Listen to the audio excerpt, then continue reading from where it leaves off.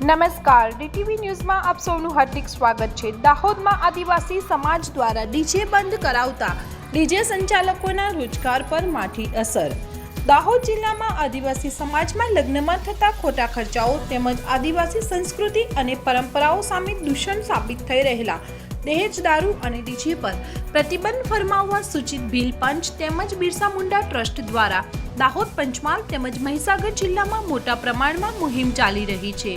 જે મુહિમ અંતર્ગત દાહોદ તાલુકાના વિવિધ ગામોમાં ડીજે બંધ કરાવતા દાહોદ જિલ્લામાં અંદાજે 2100 જેટલા ડીજેના ધંધા રોજગાર ઉપર અસર પડી છે। જેના પગલે આજ રોજ બિરસા મુંડા ભવન ખાતે ભીલ સમાજ લગ્ન બંધારણ અમલીકરણ સભામાં પોતાની રજૂઆતો લઈને આવેલા ડીજે સંચાલકો દ્વારા આ મુહિમ સામે વિરોધ વ્યક્ત કર્યો હતો।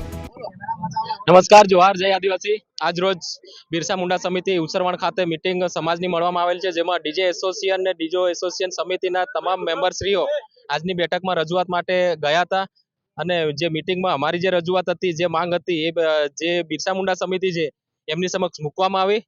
ત્યાર પછી અમારી જે રજૂઆત હતી કે ભાઈ સરકારની જે ગાઈડલાઈન છે, સરકારની સવારથી લઈને રાત્રે 10 વાગ્યા સુધી જે કઈ સરકારની ગાઈડલાઈન છે એની પરમિશન લઈને અમે છેલ્લા 2-3 વર્ષથી અમારો ધંધો વ્યવસાય ડીજેનો ચલાવી રહ્યા છે અને એ મુજબ ચાલુ રહેશે।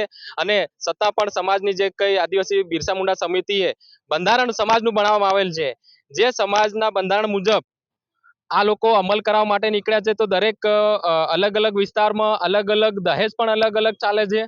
એની પર પણ નિયંત્રણ એટલું બધું નથી। દારૂ તો ગુજરાતમાં બંધ છે, છતાં પણ એની પર તરાપ નથી, ફક્ત ડીજે ઉપર આ લોકોએ તરાપ મારવામાં આવેલ છે। તો અમે તો છેલ્લા 2-3 વર્ષથી સરકારની ગાઈડલાઈનનું અને પરમિશન લઈને ડીજે વગાડી રહ્યા છે અને ડીજે ચાલુ રહેશે, આ અમે રજૂઆત કરવામાં આવી છે। તો બિરસા મુંડા સમિતિ દાહોદ દ્વારા કહેવામાં આવ્યું કે ભાઈ તમે લોકો સરકારની જે ગાઈડલાઈન છે અને સરકારની જે માહિતી છે એનું ફોલોઅપ કરી અને તમારો ડીજે વ્યવસાય કરી શકો છો, એવું આજે અહીંથી બિરસા મુંડા સમિતિ પરથી પારગી સાહેબ અને આથી પેલા માવીભાઈ અને મકવાણા કહેવામાં આવ્યું છે કે ભાઈ તમારો ડીજે નો ધંધો વ્યવસાય ચાલુ રહેશે, સરકારની ગાઈડલાઈન મુજબ તમને વગાડવા માટે છૂટ છે। અને હવે આ ગામમાં જે કઈ પંચ બનાવવામાં આવી છે એ પંચ તો ભાઈ રૂઢિગત ગ્રામ સભા હોય તો જ માન્ય હોય છે, ખાલી પંચ બનાવવામાં આવે એનો કોઈ લીગલી હોતું નથી। એટલે અમે એમને કહીએ છીએ કે ભાઈ ગામની જે પંચનું જો પાલન કરવા કહેતા હોય તો બંધારણીય અંતર્ગત કે ભાઈ રૂઢિગત ગ્રામ સભાનું હોય બનાવલી અને એની અંતર્ગત અમને બંધ કરાવે તો અમે એનો સ્વીકાર કરવા રાજી છે। જય જોહાર, જય આદિવાસી, ધન્યવાદ।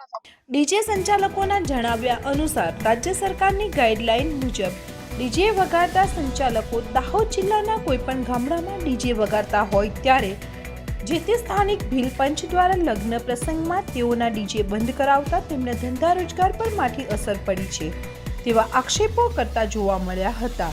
જોકે ભીલ પંચ દ્વારા જણાવ્યા અનુસાર સરકારની ગાઈડલાઈન મુજબ રાત્રિના 10 વાગ્યા પછી ડીજે વાગશે તો તે ગેરકાનૂની છે। તે સિવાય જે તે ગામમાં કોઈ પણ વ્યક્તિનો વાંધો વિરોધ હોય તો ત્યાં ડીજે ના વગાડી શકાય।